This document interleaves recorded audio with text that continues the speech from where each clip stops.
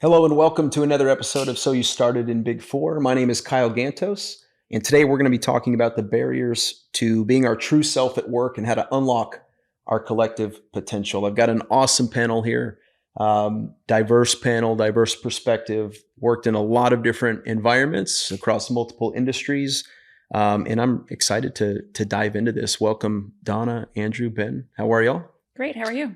Good. Doing well. I'm going to hit you with a really deep question right off the bat. Over the last year, what percentage of days have you been able to be your true self at work?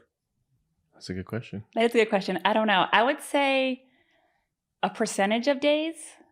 I would say a large percentage, like in the 80% range, something like that. Being yourself at work is not always easy to do. A lot of times it takes courage to even do that. But I will say, like, over time, I've gotten more comfortable with being myself. And so it's been easier for me to have more days where I am my full self at work. Yeah, I'd say I'll split mine into two categories. Non-work days, 100%. Work days, give it a good 85%. I would say pretty fortunate that I'm close to 100% consistently. I would say that the way I view my authentic self is constantly evolving. I would say, just at my core, being human with a very unique set of circumstances and stories. And, I feel that I can find similarities and differences with anyone that I connect with. And ultimately I truly believe in the power of being kind to others as kind of the core of who I am. And so I think there are a lot of changing circumstances around that evolve daily, but at my core, I'm pretty consistently living that out.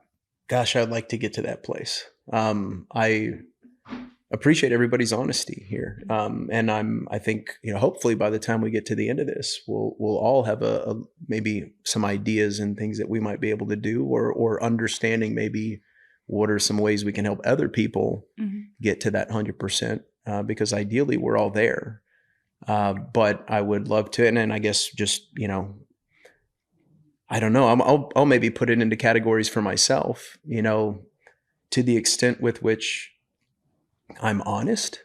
I think that being like a core value of mine. I feel like I'm honest all the time, but to the extent with which maybe the degree or maybe how I show that, or maybe how I, work through differences. I mean, and also I don't know what I don't know. So I don't know, maybe I'll go with like in the 70 to 80% range. I'm curious for both of you, what are some barriers that, what does that gap consist of? I know for me, like, I've been told recently in different contexts, so it's interesting that's been told to me in different contexts, that I need to go like one level deeper in a lot of different scenarios, like deeper with people, oftentimes, because like for me, it's more comfortable to keep things surface level than it is to go that one level deeper. So for me, it's more of a challenge to myself to show that next layer of myself to other people.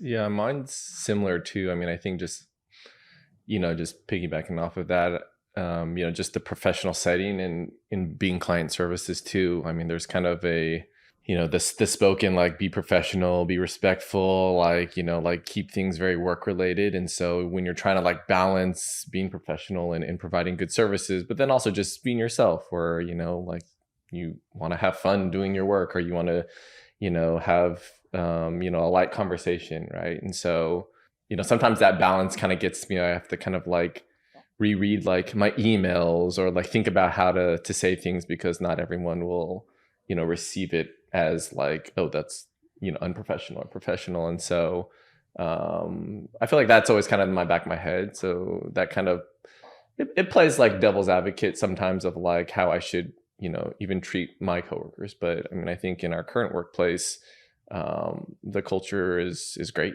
and it allows to have that comfort. And so then when you're kind of going back and forth between client work and internal peers, sometimes you kind of get lost in the minutia of like, oh wait, okay, relax, and just kind of be yourself.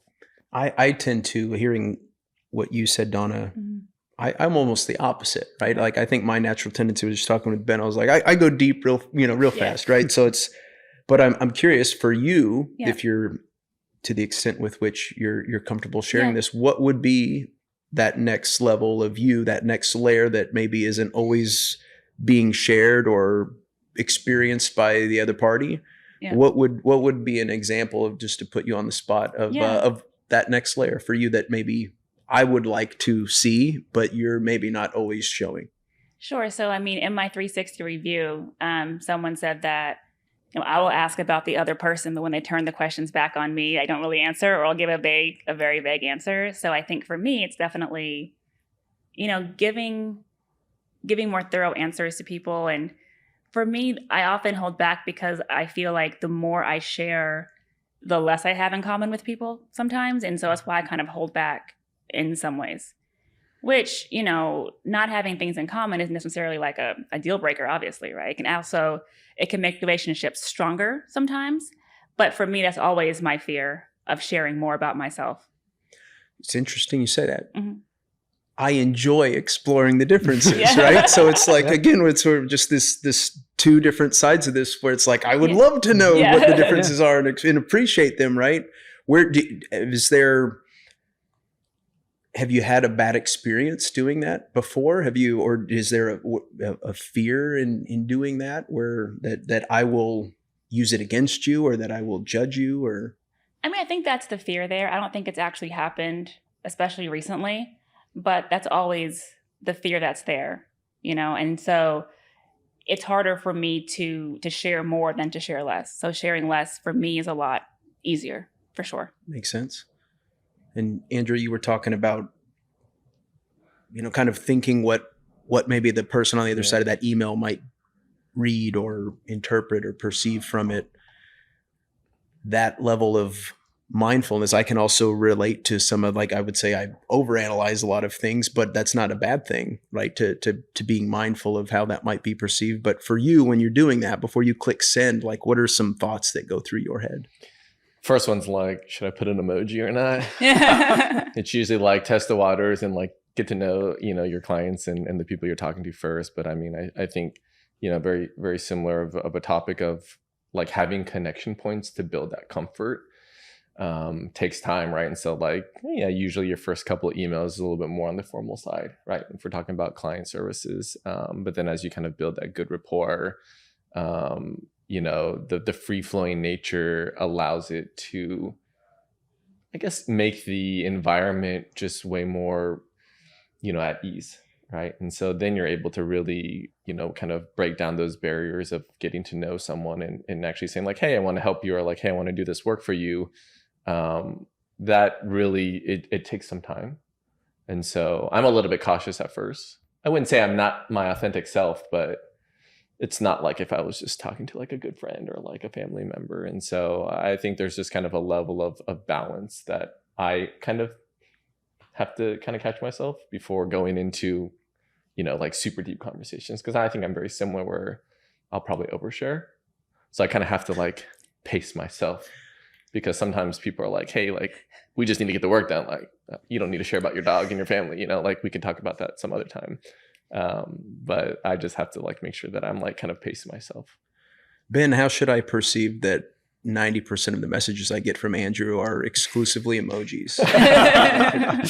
Oh, you're gonna have to follow up with him on that one. No, but so I was going to ask, is it even possible to be 100% of ourselves, right? But you started off by saying that you feel that way, and I would, kind of starting with the talking points we've dove into a little bit so far.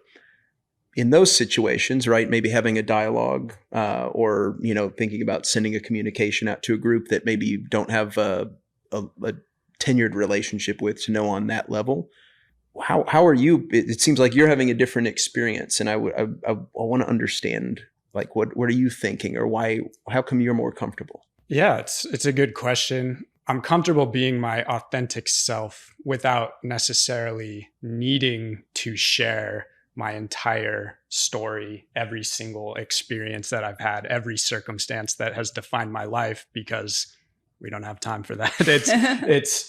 It's really creating just a relationship dynamic in any form of conversation that you're having, which is a two-way street, like understanding what is being asked of you in the situation and where there are opportunities to potentially open up and be more authentic. But just because, Kyle, asking me, hey, can you do something for me, that I don't go into my entire life story, doesn't mean that I'm not being authentic in that moment. Where does societal pressure play into this? To what degree is that influencing our comfort level, or conversely, our maybe anxiety or restraint? Yeah, I mean, I think a lot of it, just like the psychological barriers of, like making every situation or project like almost too perfect, right? Like you don't want to have awkward conversations. You want things to go smooth. You want to sound intelligent and competent. And so I think when we talk about like just performance and overachievers, right, there's a lot of psychological things that you just might not think you're good enough, right? And so trying to get ahead, there's always, I don't know, but I think for me growing up, it was always like, just keep trying to get ahead, do the things that other people aren't doing so that, you'll have one leg up or one step ahead. But, I think over all these years, and you kind of throw it into like a corporate environment, there's just a ton of pressure to be like almost too perfect at times. But knowing that, hey, like we're human, like we're going to make mistakes and we're not going to have all the answers. So, I think when you're mixing like just you being yourself and then like the workplace expectations, there definitely can be like a huge disconnect of like who you are as like a human and what you can accomplish versus like what people think you need to come in from day one and know everything. I think that's like my biggest struggle, like doing any type of consulting work. It's like, I probably won't have all the answers, and I just need to be okay with that and not put that pressure on myself. You think that has that evolved over time, like early in your career? It's taken like many years. Yeah. Yeah. Early on, I would like say nothing or just sit in the corner and just like hope that they wouldn't call on me. But as I gotten older, it's like, you don't need to know the answers. Just ask good questions. Then you can kind of figure it out. I think that's taken a lot of pressure of this like perfectionism that I feel like I've struggled through from like a professional standpoint. Because I think as you get older, you see a lot of people and it's like, they're not the smartest, but they're bright and intelligent and they can figure out things and they build really good relationships. And so like, you just like take those good qualities and traits and understand that like, not everyone has to fit like this perfect mold. You don't have to get certain scores. You don't have to have certain certifications and whatnot to be considered competent.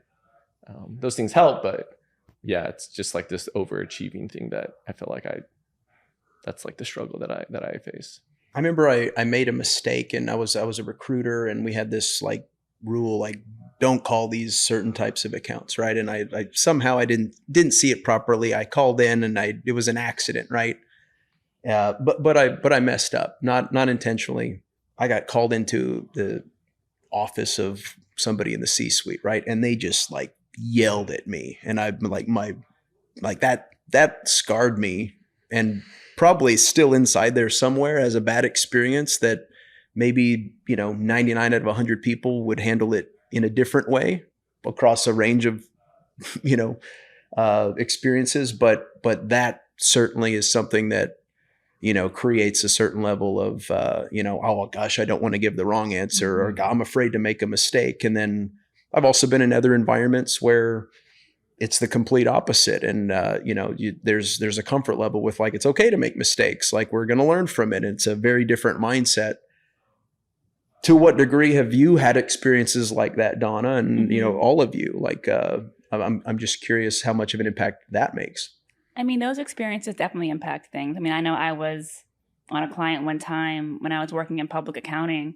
And I remember that, I asked the manager a question, and she got so upset with me for asking a question. And I was like, oh, okay. And it's just like, well, now I'm afraid to ask more questions, right? Because people don't want to feel that like, oh my gosh, well, And so those things definitely stay with you. And it's taken me a long time to be comfortable, as you were saying, just going in there and asking questions, right? Because most times, like, they don't know the answer either, honestly, so we're kind of trying to figure this out all together, but it takes time. Like, once you have an experience like that, you really don't want to experience that again. So you kind of avoid it for a long time until you realize you have to, especially in our field, you have to ask questions to get anything done, right? So you have to kind of get over that to move forward. How about you? I guess on the positive side, I've had some great experiences with leaders leading with vulnerability and kind of opening the door for it to be okay to not see the positive side as much. And it's amazing how just that first step can completely change the team dynamic. I've had great experiences of, managers saying, "Hey, I'm not having a good day," or "Today was brutal," or I'm going through some really tough stuff," and opening that door, themselves being authentic to solicit an authentic response from me, but also kind of give permission going forward. So I've had some really positive experiences with that. We all come from, totally different backgrounds. Mm-hmm. We look different. We sound different. We are different. Mm-hmm. What role does that play in this? I was born into a lot of advantages in situations that maybe other people didn't have. And, there's experiences just along the lines of the CFO or whatever yelling at me, right? Mm-hmm. But, I would love to hear everybody's thoughts on, where, if we can be vulnerable here, what are some thoughts or situations that, maybe come into play that are there, but maybe we just don't talk about that often? I mean, for me, I know I grew up in a house where people didn't discuss feelings, emotions, like things like that. And if you did, people would get mad and that kind of thing. And so for me, I've really brought that forward for a lot of years, because just like, well, I shouldn't share any of those things, because first of all, no one wants to hear it. No one cares. And if they do hear it, they're going to get mad at you. It's like, why even go down that road? So for me, it's taken me a long time to even want to share what I'm thinking, especially as far as emotions and like vulnerabilities and things like that. That one's a good one. I can relate. One thing I'll add to, I think just culturally growing up, part of, a great family, first generation immigrants. And, I think a lot of the kind of cultural values, from the East was just, like put your head down and just work really hard. And so I think that was really ingrained early on. And, as I went through school and college and even through like recruiting and, my first good handful of years, it was always just, just work hard and it'll kind of show for itself. But, I don't necessarily, that's one component of it that I'm learning. And the other component is like, just making sure that you're kind of, proud of the work that you do and kind of putting your name to that. And so, I think just that evolution throughout the years has taught me a lot, that like, oh yeah, my upbringing and culture has been different. And then now when I, meet other people in the workplace, I think you can really connect and resonate with just kind of that mindset. And then, honestly, be able to share perspective and experiences. I think that's the beauty of why diversity is important, and why, getting to know people is important, because we might all know accounting to some degree, but the way that we learn and the way that we develop and kind of teach each other is really different. And if we don't ask good questions and get to know the people, then we don't really know what their upbringing and their background looks like, and how they deal with problems, and what may or may not trigger them with traumas, right? But you don't know that unless you kind of start asking the questions. So it kind of comes full circle with being able to be vulnerable, as we've talked about, and then just ask questions. Love to hear your perspective. Yeah, I think asking good questions is building off of what Andrew's saying is huge, and thinking about my upbringing, and something that's really come back about more recently is just curiosity, kind of reinstilling that childhood fascination with the world, and asking why, and kind of opening the door to have that relationship and understand different things about people, and realizing that every single person you meet, no matter how much you think you have in common with them, there will be differences. There will be differences in certain experiences that you've had and certain perspectives, and just approaching it from a place of curiosity and recognizing that disagreement does not have to lead to animosity, or that you can't have a strong relationship with someone who you don't see eye to eye with, and almost embracing it and just the positive things that can create.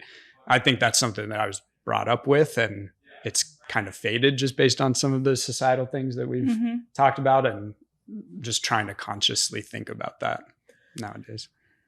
I was fortunate to have, I feel I was in an environment growing up where it almost felt like anything was possible. And there was a tremendous amount of like belief and support. And, I remember at one point, my dad helped get out a bank loan to help me start a business, and, ended up flushing a lot of that money down the toilet and learning from that lesson. But like, it gave me like a little bit of confidence. And I think for me, almost coming at it differently was there was a lot of things where it's like, when you leave the comfort of this like great situation, you start to realize that, hey, there's challenges and new things you haven't experienced yet. Right. And then that's a whole other experience.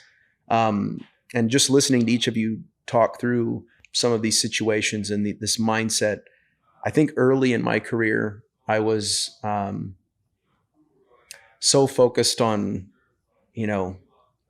what's possible, or learning, or trying to prove myself. And then somewhere along the lines, through failure and being humbled, I've come to appreciate that like the people I perceive to be the most successful or most enjoyable to work with are just good at working with lots of different types of people. And there's this, this benefit of, I think it's the more different types of problems and the more different types of people that you can work through to solve those problems in different ways opens up opportunities for all of us to get better. And I want to dive into some ways that we can do that. But I first would like to explore when you have this 80% or 85%, what are the consequences, or what are some things that can happen if that doesn't continue to go up closer to 100%, or if you're not at an adequate level? How does that affect our lives? I would say not being authentic really is just tiring overall. And by doing that, you just make things often a lot harder for yourself than they even really need to be. Yeah, I mean, I'd echo that for sure. I mean, if you think about, to your question, if the percentages were going down, I think it's not only just tiring, but it's like you'll just end up really not enjoying what you do, or being with the people that you're working with, because you're constantly trying to put on like a different mask or a different facade. And yeah, you'll just be drained from it emotionally, to the point where it's like waking up there will be no joy, right? Because then you're like, all right, time to, put on something a little bit more fake. So, I mean, I think it's a huge like emotional component if you can't feel authentic, or if you can't feel like you're growing authentically in any work environment.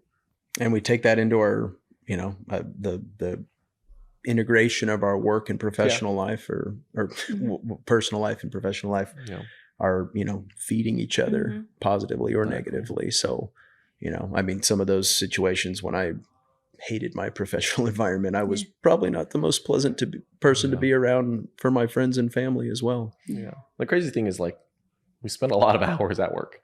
That's just the nature of what it is. So if you can't be yourself, or feel like you can grow to be yourself, it's a lot of hours to deal with. Ben, every time I've had a chance to do a Zoom call or see you in person, like, I always feel better about myself being around you. What's it like what are the advantages of feeling 100%? I mean, I will go back to the statement about the near 100% with just I feel like I'm constantly evolving as I have interactions with people and learning new things and getting new perspectives on the world. Like, it's really hard to hone in on that question, like, what is your authentic self? And just recognizing that is something that's fluid, and that every interaction you have can potentially expand it rather than necessarily suck or take away from it.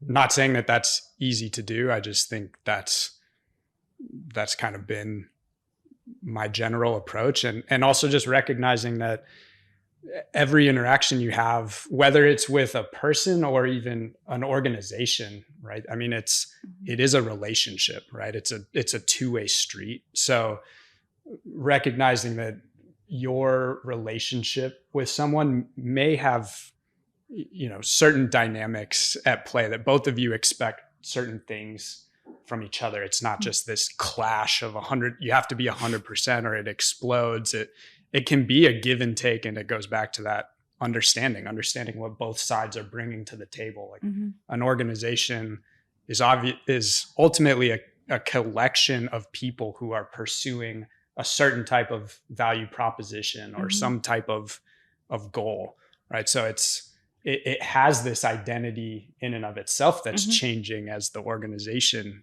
grows. And I know this is getting a little bit abstract, but it's just recognizing that there's give and take in relationships, and that's something to consider when you're getting into one. Well, hearing you describe it, it's like, on one side of this, not feeling as confident in being yourself or consistently being yourself. It's almost like that it's draining energy. You have less and less and less energy. And the opposite of that is not so much that it's just stagnant, consistent. It almost sounds like you're actually getting more energy and more momentum and more opportunities are creating themselves. So it's, I don't know, for me, that's kind of fascinating just to, one's breathing. I heard our Paul Allen, our founder, say one time, once, being in an environment that's draining the life out of you versus being in an environment that's like breathing it back into you. Yeah. It seems like we can, It's a good one. to the extent with which we can control how we go out and improve this understanding and being able to collaborate with people, can actually be creating these new energy sources for us to grow together. Yeah, because I think when you think about it, if you're not really your true authentic self, you're like trying to check a lot of these boxes. So you're spending a lot of that effort to like, am I sounding correct? Do I look the part? Whereas if you can just be yourself, like you don't have to think about that. So then you can spend that energy to think of ideas and ask good questions and collaborate with people. Those just two sides of the coins are completely different on how you just spend that energy and your efforts at work. I want to get into, how do we unlock this collective potential in each other? You talk about there on one side, we want to be more our authentic self. On the other side, I think there's this, to what degree can we invite and make other people feel comfortable in being themselves so that we can both get to that place? To what extent are organizations responsible for cultivating that environment? I think they are very responsible. As far as Ben was talking about how he had that manager who was vulnerable with him, so it made him feel comfortable to do the same. I think it's upon an organization to create that environment where people do feel comfortable being vulnerable. Because all places of work are not like that. And we all know that, right? And so it's very important to have very conscious leadership, which trickles down to your management team, people on your engagements, and all of these things, to understand how important it is to really let everyone truly be themselves. Because if they don't, they're not going to ever fulfill their full potential. Yeah. I think if a company wants to be successful and thrive and have an environment, I think, it's on them. I think the onus is on them to create that environment so that people can like really unlock, a lot of their potentials, or just explore like the things that they could be good at or the things that they are passionate about. Honestly, I think, here at Embark, or just even for myself personally, like the beginning of my tenure here, the career here was, just Paul just believing in someone that he didn't know. I think that was super powerful for me because I was just a few years out of public, and I honestly had no idea what I was doing or why I was doing it. And, he said like, hey, I'm like really trying to get this off the ground, like putting a lot of trust and faith in you, but I really believe that you can really help this. And, I think that was kind of like the first time in my professional career I was like, oh, this guy's actually giving me a lot of responsibility, and he like really has not seen a lick of work that I've done, So like a little bit of like good pressure, but also like that empowerment was huge. I was like, all right, man, like I'm ready to do whatever it takes to be successful for you, because you actually believe in me. And so many years later, it's like that feeling is super contagious, right? When you work with teams that really believe in you and like support you. Yeah, I think people's potential is like, the ceiling is so high because they're just like constantly like motivated to like work and to help each other out, because you're kind of walking alongside your peers and they're guiding and pushing and supporting you. They're not trying to push you back or like climb over you. And so, I think a company who can create that environment, like there's really, the ceiling really is limitless, right? And so I think it is on the onus. If they want to be successful, yeah, they should create an environment that really allows people to feel like they have a place of empowerment to do great work and to explore that, right? There's no, the lanes are wide open. Just go out and really, really ask good questions and explore and be challenged. You just never know what kind of cool ideas you'll come up with. I haven't seen any employer branding or marketing that says we have a toxic work environment, and what we say isn't exactly how it really is, and we're okay with that because we've been doing it for 25 years. What are some examples of, you talked about that experience, right? That's one example. What are some examples on either side of the fence? Things that are going to drain the employees versus examples of, what are some other examples of organizations doing it well? Beyond that. I mean, I have a bad example. Some companies do advertise they have a bad environment. So, my least favorite billionaire always says he does not believe in psychological safety for his employees. And I'm like, well, you should. Like, that's how you create a stable work environment where people can actually be their authentic selves. If they are constantly in fear, you'll never create that environment, right? And so luckily his social media site's tanking right now, which is great news to me because you just can't run a company that way. And because companies at the end of the day are just people working together, working towards a common goal, right? And so if no one feels safe there, psychologically, they're not going to ever truly excel the way they really can.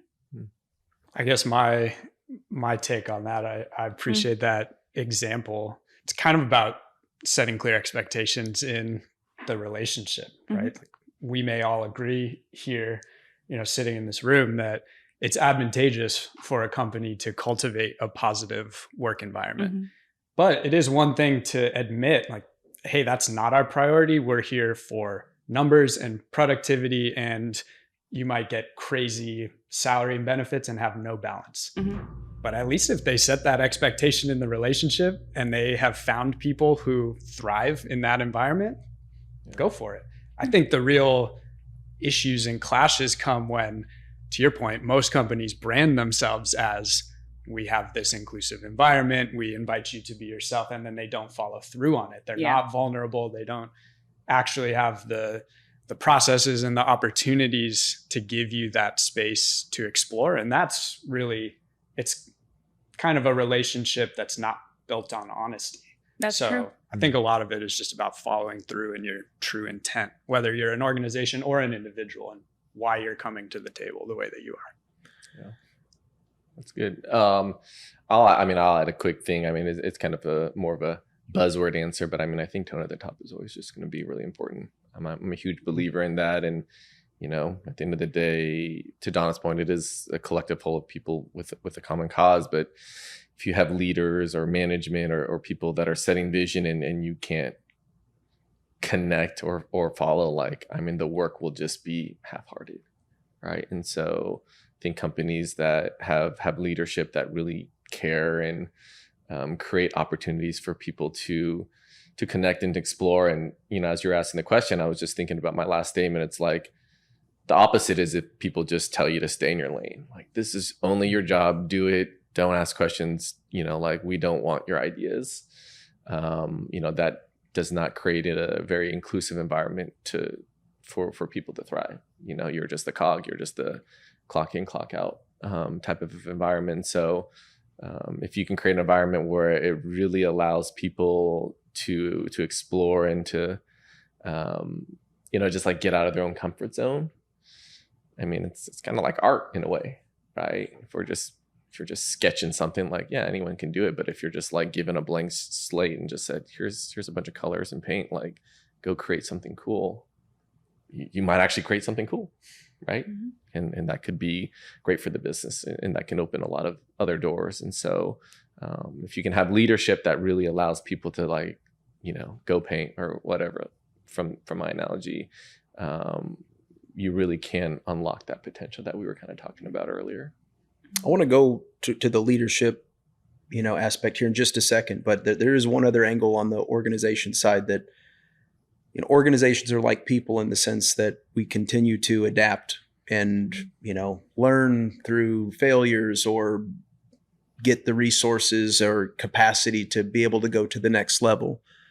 You know, and I'll just bring up, you know, I think an organization may believe in something and follow through on it, but may still have some room to work through, you know, diversity, representation at leadership levels, you know, being able to walk the walk and show that it really is about the right things and nothing else. What are the ingredients that go into that? I mean, we talk about saying what you do, but also, you know, what is the patience level or the, I don't know if maybe somebody can help me with this question, but, you know, to how much room is there to say, well, the organization is working towards these areas and giving it time to materialize? Yeah, it's a good question, and I don't know that there's going to be a perfectly clear answer. I think it's just appreciating the evolution as it comes, right? It's really hard to predict the needs of an organization of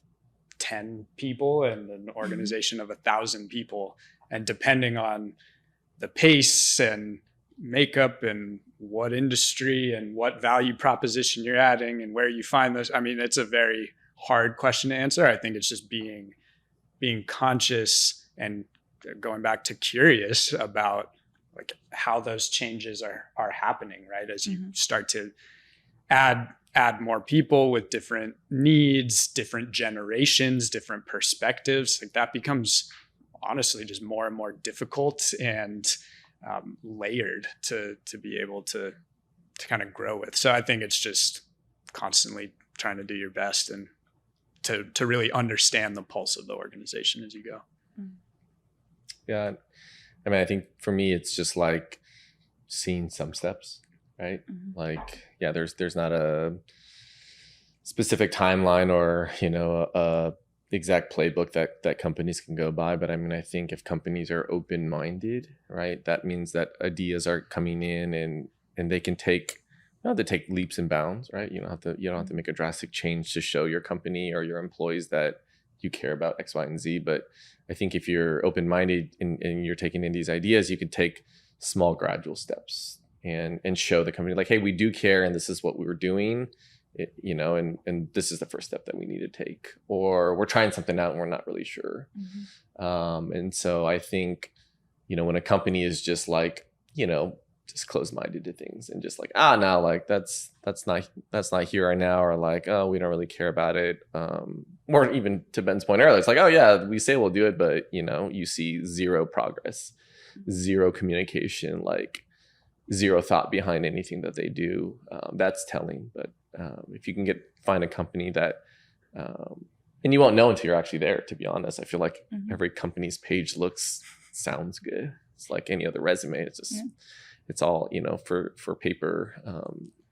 But if you can be there and really ask the questions and see growth and progress, even if it's like the smallest steps, I mean, to me, like that's good.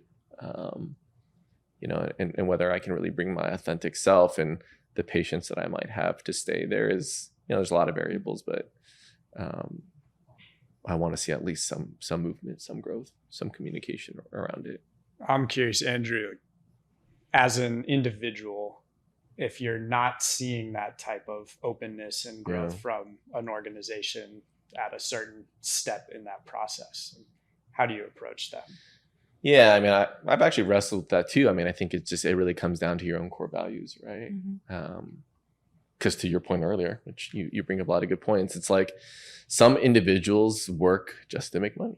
So like those things they don't care about. Like if I'm getting a paycheck, great. Core values, company values, yeah, maybe not. But, I think for me, it's like, can I work with a company that I don't buy into the vision or my core values don't align? I don't do it just for the paycheck, right? So that's kind of where I would have to like align. It's like, is there any movement? Do I really care about this? Do I really need this in the company? And then I think that's kind of where you come to a decision. It's like, okay, should I look somewhere else? Should I find something that I'm more passionate about?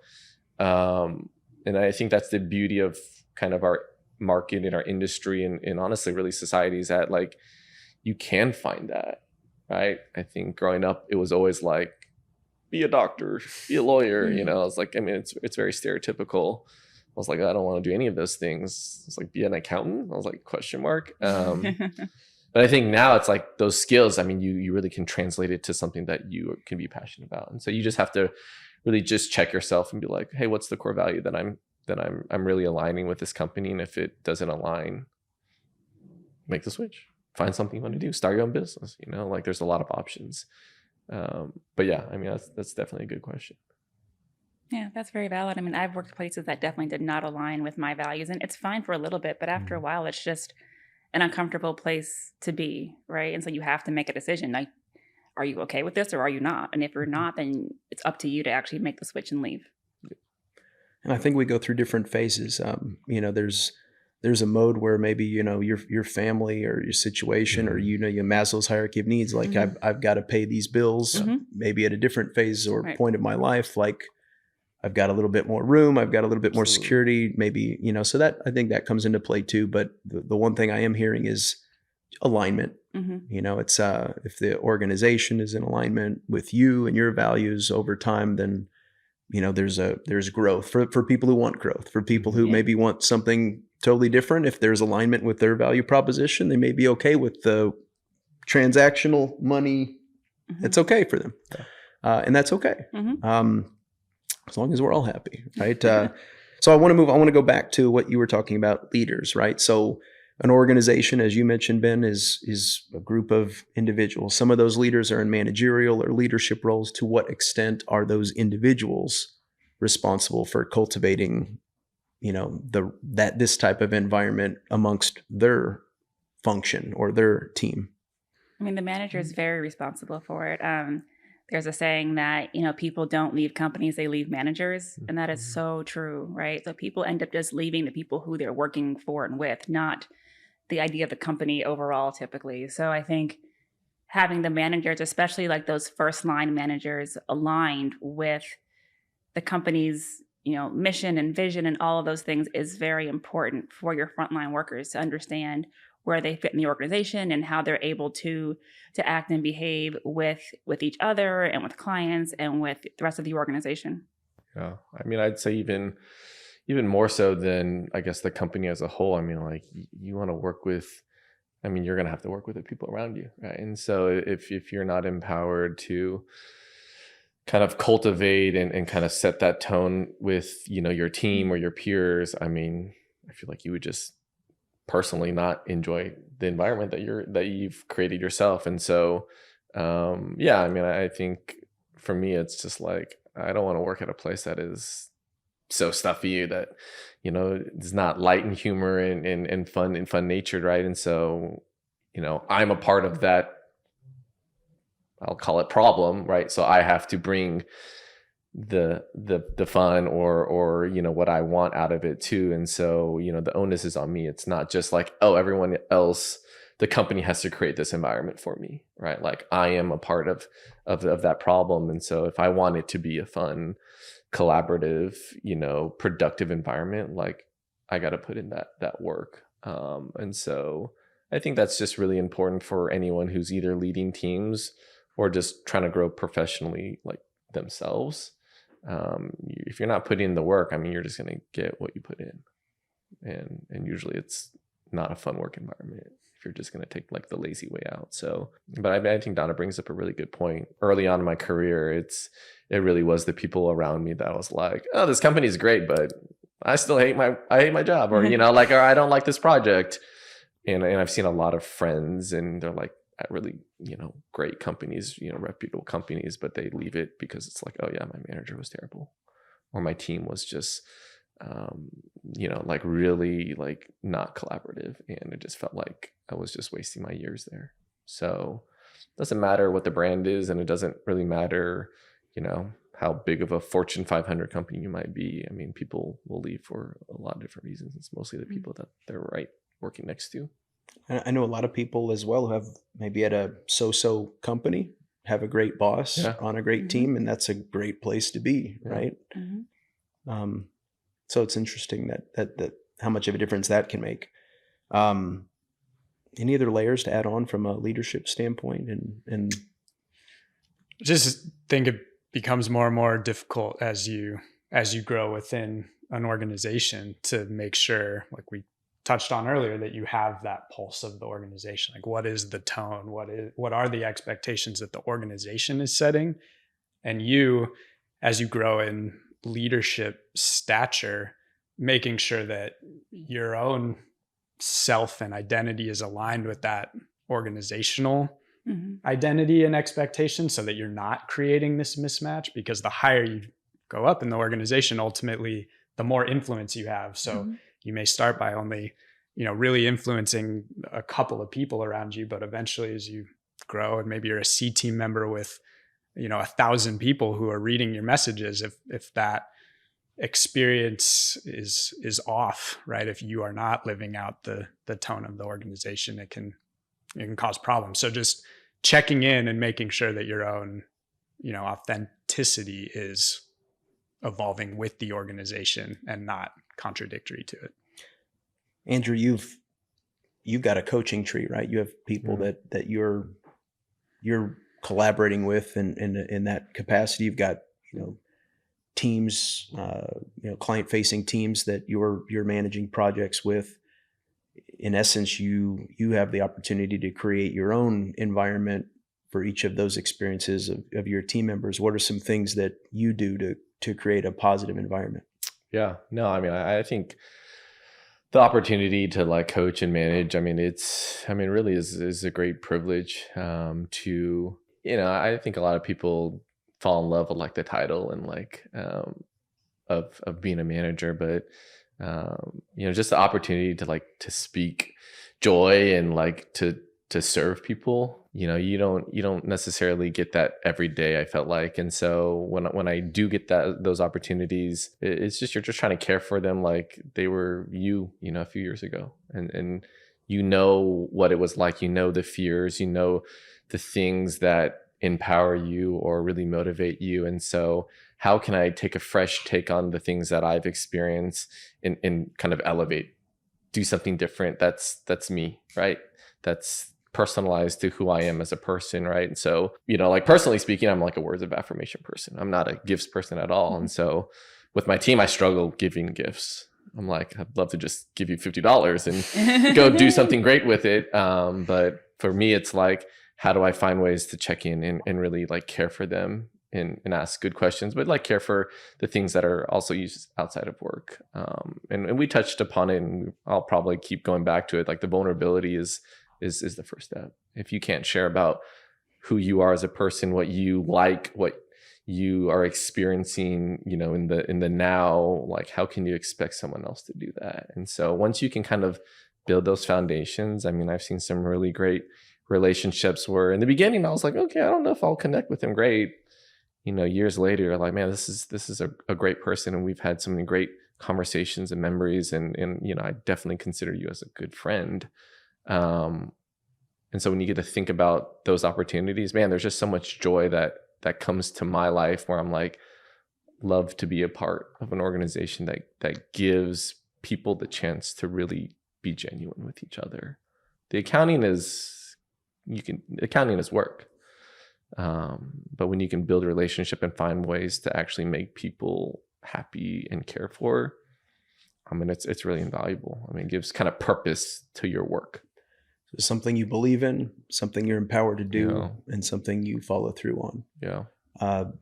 Donna, you have, well, I've got a same question recycled two different ways for you, but you have been a part of, I think a an organization that does a lot of things right here, and then you took advantage of an opportunity to go kind of lead a change management, initiative in a different market where maybe probably the majority of those people you didn't have a super close relationship with. I'm curious, what are some things you did early on to instill, a positive culture to where people would feel included and empowered and valued and be their authentic selves?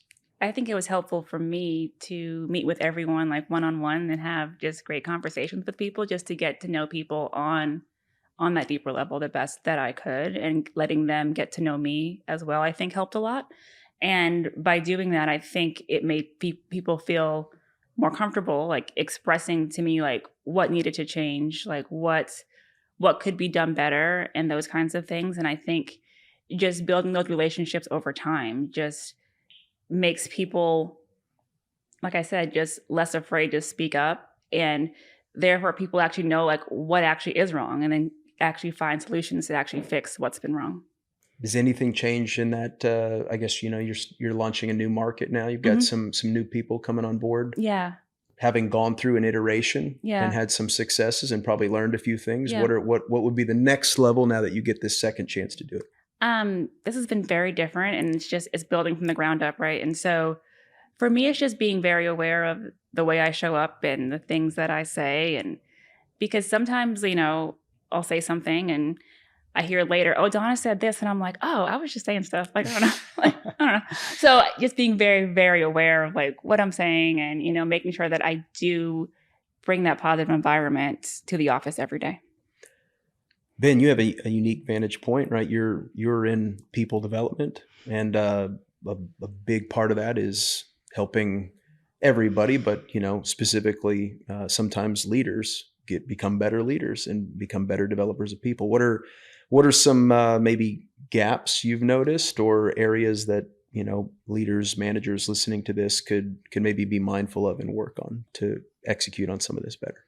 Just continuing to be in touch with the needs of the organization and what the expectations are, and following through on it. I think Donna's an incredible example. It's awesome to be sitting here in the room with her, but just if we say as an organization, we care about people, right? We're going to create that space to understand who they are, what they need, and how we can both be successful together.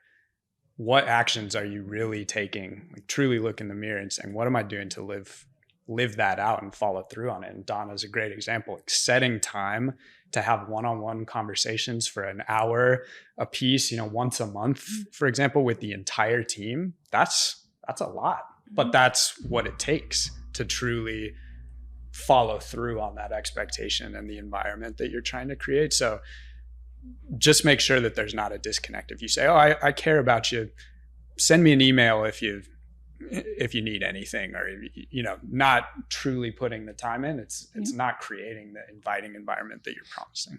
Yeah. Quick answer from each of you. How do you know it's working? Give me an example, a story, something that happens, a positive indicator if we're doing a litmus test to say, okay, you think you're doing this stuff right. What is an example of that means it's a good sign this is actually working, meaning that what you're intending, the environment you're looking to create, the things you think are happening as a result of putting in this extra effort, things like this and this and this are good indicators that the other side actually feels that. I think when someone tells you something like in confidence and you're just like, you know what, thank you for telling me that. When you have that reaction, like, thank you for trusting me to tell me that, and that they feel comfortable with telling you something, I think that's when you know that what you're doing is working.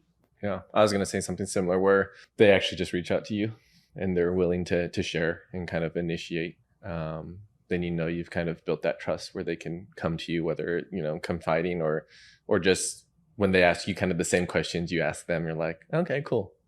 I'm glad that we can care for each other. It's a two-way street. I think that's kind of when you know that you're building something really good. I would say actively inviting feedback. I've set these expectations. How am I doing on them? Just being very, very direct instead of taking it for granted. Great stuff. Thank you. Last angle I want to explore here. You're new. You started in a company. You maybe just got assigned to a new project. as an individual, to what extent can you cultivate this culture? I think, as Andrew mentioned earlier, in a client context, but just be curious, ask people questions about themselves and just genuinely be curious. And as Ben said, we're going to all have differences, but instead of finding those as roadblocks, just find them as avenues to ask more questions and get to know them even better. Yeah, I mean, I think that's a really good answer. I'll try to add on and just, kind of play to your strengths. I love team environments where, my coaching tree is a really good example. They're all very different, different levels of experience and whatever, but they all kind of have different strengths. And so when you can kind of come together and everyone brings something to the table, individually, I think it makes that collective whole just work, right? And so not everyone has to be, the outgoing, the loud, ones, but you need ones who are good planners and thoughtful people, people who ask good questions and people who do the behind the scenes. And so I think everyone has these strengths. I'd always encourage them to kind of seek what that could look like, and make sure that you bring it in these settings. I think that's the beauty of not everyone has to look and sound the same. And you can really make an impact by doing things that people don't think actually have an impact, but they really do. So yeah, tap into your strengths and be proud of it and kind of have confidence in it. Somebody early in their career doesn't have a lot of experience. Maybe they don't have a lot of confidence that they have strengths yet. Yeah. Help that person break through that That's a good question. perceived limit. For me, I think it just took a lot of self-reflection, but I would also just encourage people to, seek mentorship or just peer-to-peer feedback. I think, Ben touched on that. Perspective is always super important, right? And so what you might not think you can do well, someone might say hey, you're very articulate, or hey, you do a really good job making sure that everyone's included in the conversation. It's not necessarily a strength that people think about, but if other people see that, it's oh yeah, you know what? I can do that every single time we have a group discussion, or when we set a meeting, I can help build the agenda, right? I think those are small things that people don't realize that you can really be great at, and it creates an impact that makes things run smooth, makes things very productive and efficient, but also makes people less stressed out. And so, always ask for feedback and always ask for help and insight. There's nothing wrong with asking for help, even if you just start out, or even if you're 30, 40 years into your career, it's constantly things that you can do better or not see from a blind spot perspective. That part too, even somebody who's maybe just getting started, having a conversation with somebody who's done something 30,000 times. Yeah. Sometimes the person who's done it 30,000 times is so close to it that asking a really simple beginning question can help them zoom out and see it again, right? Mm-hmm. Titles aren't supposed to mean anything. We're all just people, but I think sometimes there's some anxiety there and how would I do this? I'm going to work for Donna now. She's my boss. She shapes the culture here. Mm-hmm. I want to improve the culture.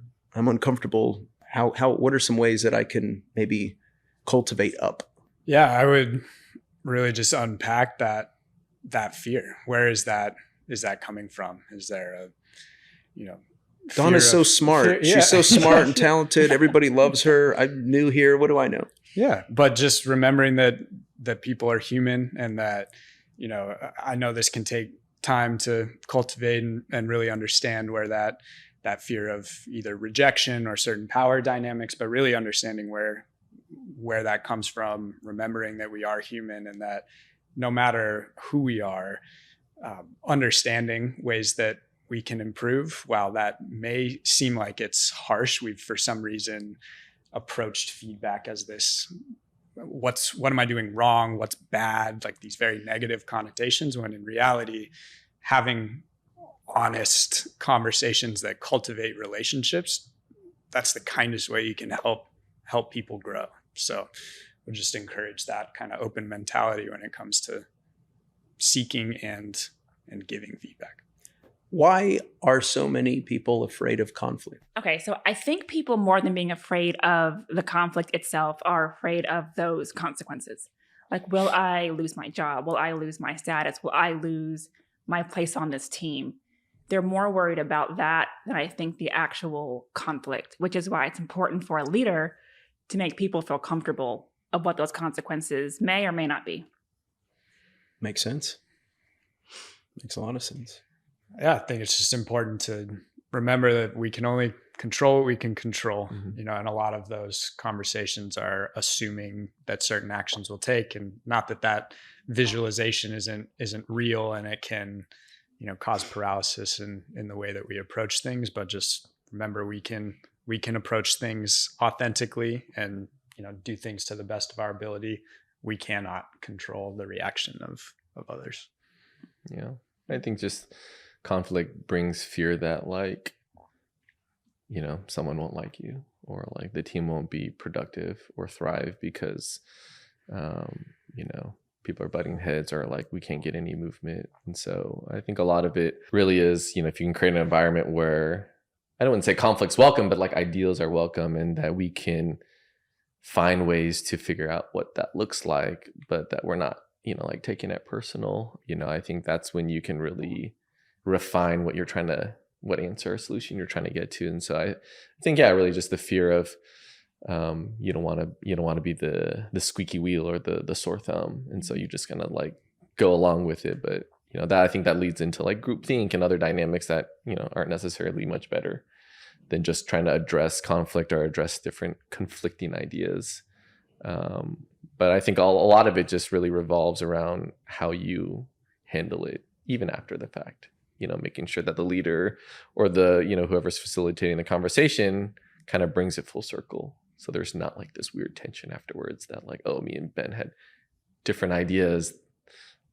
Maybe the next time we work on each other, like, work on a project together, it won't work out. So finding a way to kind of like come full circle and reinforcing like, hey, this is what we're here to do. This is what we solved. Good job, like, or just reinforcing what that looks like. And it seems like if there's some values alignment, right? Like, again, I'll go back to that example where I, got yelled at, right?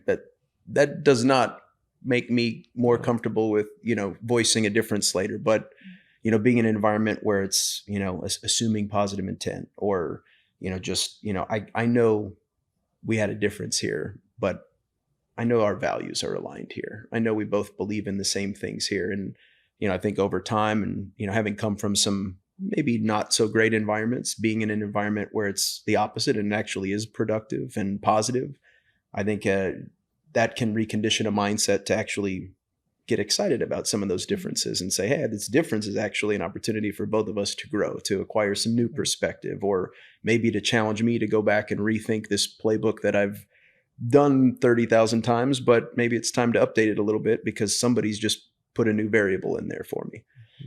So it seems like a lot of this, different ways to create a positive environment. If we had to leave, our audience with the too long didn't listen, skipped over to the end, at the risk of being redundant, is there one key takeaway, one thing that if you skipped all the way then, this is the one thing you absolutely ought to know? What would it be? And whoever wants to lead off. I would say being authentic is more for yourself than it is for anybody else. And do it for that reason. I think I was going to say something similar. I'll say something similar anyways. Really just know who you are and be confident, and don't be ashamed of who you are, your upbringing, or the things that you believe in, because, there is an industry, a workplace for you. And sometimes people can find that right away, and sometimes it takes a while. So don't stray away with the things that you believe in and who you want to be. Like you'll eventually find it.